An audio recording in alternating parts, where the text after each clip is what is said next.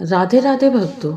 आप सभी भक्तों का इस पावन कथा श्रवण में दिल से स्वागत है। भगवान श्री हरि विष्णु की कृपा और आदित्य देव की दिव्य प्रेरणा से आज हम श्रवण करेंगे ज्येष्ठ मास महात्म्य के अध्याय 4 का अत्यंत अद्भुत और ज्ञानवर्धक प्रसंग। इस पवित्र अध्याय में हम जानेंगे कि कैसे भगवान सूर्य नारायण विभिन्न ऋतुओं में अलग अलग वर्ण धारण करके समस्त सृष्टि को ऊर्जा और जीवन प्रदान करते हैं। साथ ही हम जानेंगे सूर्य देव के अभिषेक का पुण्य, उनकी भव्य रथ यात्रा का महत्व और यदि इस रथ यात्रा में कोई विघ्न आए या गोचर में दुष्ट ग्रहों का प्रभाव पड़े तो उसकी शांति के पावन उपाय। तो आइए सबसे पहले प्रार्थना करें। हे अनंत कृपालु प्रभु, आप ही इस सृष्टि के आधार, पालनहार और उद्धार करता है। हम सब आपके चरणों में शीश झुकाकर प्रार्थना करते हैं कि हमारे अंदर के अज्ञान, अहंकार और सभी दोषों को दूर करके ज्ञान, भक्ति और सत्य का प्रकाश प्रदान करें। भक्तों, एक समय की बात है, एक छोटे से गांव में एक भाई बहन रहते थे। बहन का यह अटल नियम था कि वह प्रतिदिन अपने भाई के दर्शन किए बिना अन्य का एक दाना भी ग्रहण नहीं करती थी। ससुराल जाने के बाद भी उसने अपना यह नियम नहीं छोड़ा। एक दिन रास्ते में एक पीपल के पेड़ के नीचे गणेश जी की मूर्ति रखी थी। वह वहां रुककर प्रार्थना करती है, हे गणेश जी महाराज, मेरे जैसा अमर सुहाग और मेरे जैसा अमर पीहर सबको देना। एक दिन जंगल के रास्ते में कांटों से घायल होने पर भाई ने गुस्से में रास्ता साफ करवाया और अनजाने में गणेश जी की मूर्ति को हटा दिया। इससे गणेश जी नाराज हो गए और भाई की मृत्यु हो गई। जब बहन को यह पता चला तो वह रुदन करने लगी, लेकिन उसकी श्रद्धा कम नहीं हुई।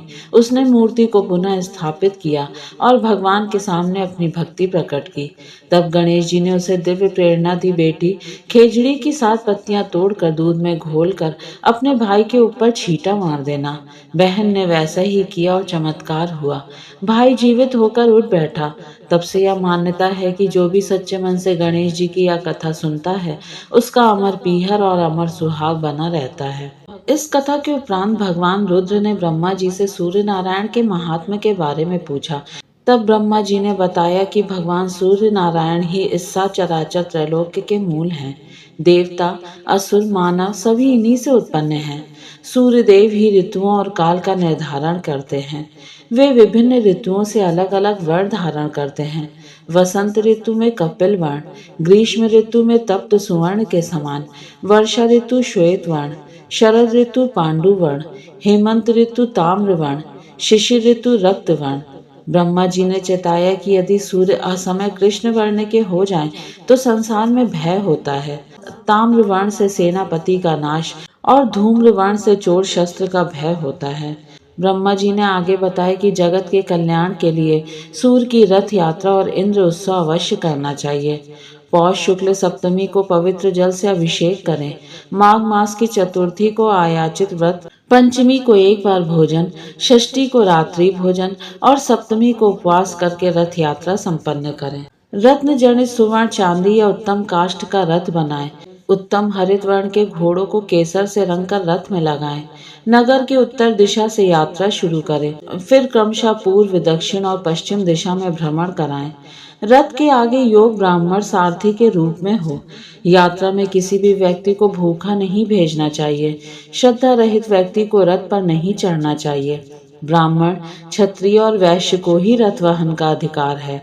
सप्तमी से त्रयोदशी तक रथ यात्रा होनी चाहिए और चतुर्दशी को प्रतिमा को पुनः मंदिर में स्थापित कर देना चाहिए।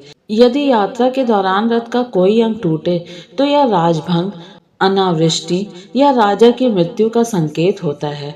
ऐसी स्थिति में ईशान कोण में वेदी बनाकर अग्नि, सोम और प्रजापति के मंत्रों से हवन करना चाहिए। ग्रह शांति के लिए विशेष संविधाओं का प्रयोग करें। सूर्य के लिए अर्घ, चंद्रमा के लिए पलाश, मंगल के लिए खदीर, बुध के लिए अपामार, बृहस्पति के लिए पीपल, शुक्र के लिए गूलर, शनि के लिए शमी, राहु के लिए दुर्वा और केतु के लिए कुश। इन ग्रहों के मंत्रों से 108 आहुतियां दे। दुष्ट ग्रहों की शांति के लिए ब्राह्मणों को तिल प्रदान करना और तिलों का हवन करना परम फलदायी है। अंत में ब्रह्मा जी ने कहा कि इस प्रकार रथ यात्रा करने वाला और करवाने वाला व्यक्ति ब्रह्मा जी की आधी आयु तक सूर्यलोक में निवास करता है।